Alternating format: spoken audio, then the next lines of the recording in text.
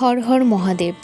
হিন্দু ধর্মে শ্রাবণ মাসকে ধরা হয় সবচেয়ে পবিত্র এবং অলৌকিক এক সময় হিসেবে। বিশ্বাস করা হয় এই মাসে দেবাদিদেব মহাদেব অত্যন্ত প্রসন্ন থাকেন এবং মর্ত্যলোকের উপর তার বিশেষ দৃষ্টি থাকে। কিন্তু আপনারা কি জানেন, এই শ্রাবণ মাসে ঈশ্বর সরাসরি আপনার ঘরে আসেন না, কিংবা কিছু বিশেষ সংকেত বা প্রাণীর মাধ্যমে জানিয়ে দেন যে আপনার ভাগ্যের চাকা ঘুরতে চলেছে। হ্যাঁ, ঠিকই শুনেছেন।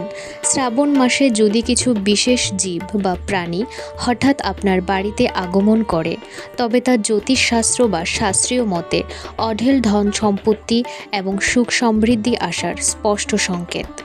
আজ আমরা জানব এমনই ৫ থেকে ৬টি প্রাণীর কথা যাদের শ্রাবণ মাসে বাড়িতে আসা অত্যন্ত শুভ বলে মনে করা হয়। ভিডিওটি শেষ পর্যন্ত অবশ্যই দেখুন, কারণ এই ভুলগুলি আমরা অনেকেই না জেনে করে ফেলি। যদি এই পবিত্র মাসে আপনার বাড়িতে বা বাড়ির আশেপাশে হঠাৎ কোনো সাপ দেখতে পান, তাহলে ভয় পাবেন না। এটি নির্দেশ করে যে আপনার উপর সাক্ষাৎ ভগবান শিব ও নাগদেবের কৃপা হতে চলেছে। শাস্ত্রমতে শ্রাবণ মাসে সাপের আগমন আপনার জীবনে হঠাৎ কোনো গোপন ধনপ্রাপ্তি, আটকে থাকা টাকা ফেরত পাওয়া অথবা ব্যবসায় বড় ধরনের আর্থিক উন্নতির বার্তা নিয়ে আসে। তবে মনে রাখবেন, এদের আঘাত করবেন না। দূর থেকে প্রণাম জানিয়ে মন থেকে মহাদেবকে স্মরণ করুন। দ্বিতীয় জীবটি হলো কালো পিঁপড়ে। সাধারণত ঘরে পিঁপড়ে দেখলে আমরা তা তাড়ানোর চেষ্টা করি, কিন্তু শ্রাবণ মাসে যদি আপনি দেখেন আপনার ঘরের মেঝেতে বা দেয়ালে, বিশেষ করে চাল বা চিনির পাত্রের আশেপাশে কালো পিঁপড়ের দল সারি বেঁধে ঘুরে বেড়াচ্ছে, তবে এটি দেবী লক্ষ্মী এবং ভগবান শিবের যৌথ কৃপার সংকেত। শাস্ত্রমতে শ্রাবণ মাসে ঘরে কালো পিঁপড়ের আগমন নির্দেশ করে আপনার বাড়ি থেকে দারিদ্রতা দূর হতে চলেছে, ধন সম্পদ বৃদ্ধি পাবে এবং ঘরের বাস্তুদোষ কেটে যাবে।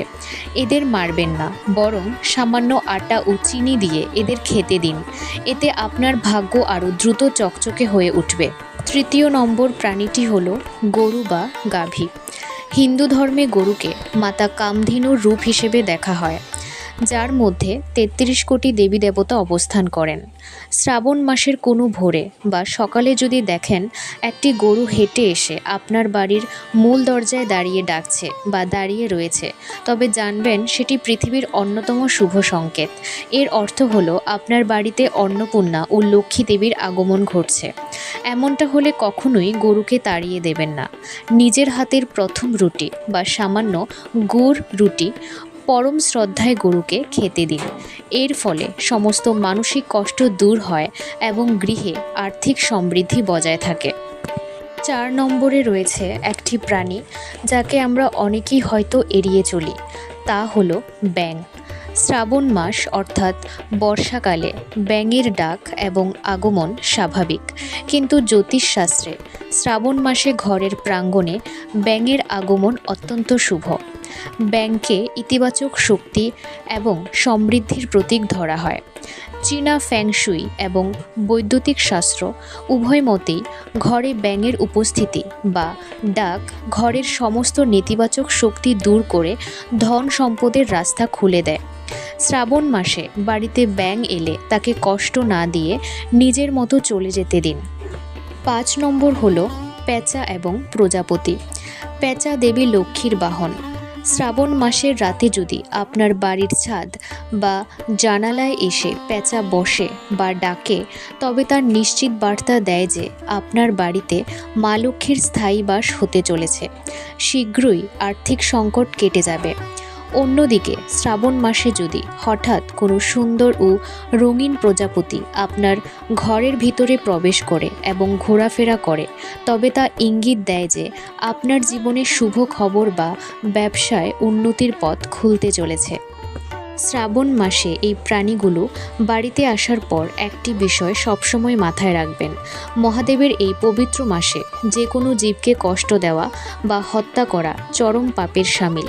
যদি এই প্রাণীগুলো আপনার বাড়িতে আসে, তবে ভয় না পেয়ে বা তাদের আঘাত না করে শান্ত থাকুন। সম্ভব হলে তাদের খাদ্য বা জল প্রদান করুন। আপনার এই সামান্য সহানুভূতি ও ভক্তি মহাদেবকে অত্যন্ত প্রসন্ন করে এবং আপনার জীবনে সুখ, শান্তি ও ধন সম্পত্তি দ্বিগুণ বাড়িয়ে দেয়। ভিডিওটি ভালো লাগলে একটি লাইক দিন এবং আপনার পরিবার ও বন্ধুদের সাথে শেয়ার করুন, যাতে তারাও এই শুভ সংকেতগুলো সম্পর্কে জানতে পারে। আমাদের চ্যানেলে নতুন হয়ে থাকলে এমন সব ধার্মিক ও তত্ত্বমূলক ভিডিও পেতে চ্যানেলটি এখনই সাবস্ক্রাইব করে বেল আইকনটি প্রেস করে রাখুন। সবাই ভালো থাকুন, সুস্থ থাকুন। দেবাদিদেব মহাদেব সবার মঙ্গল করুন। হর হর মহাদেব।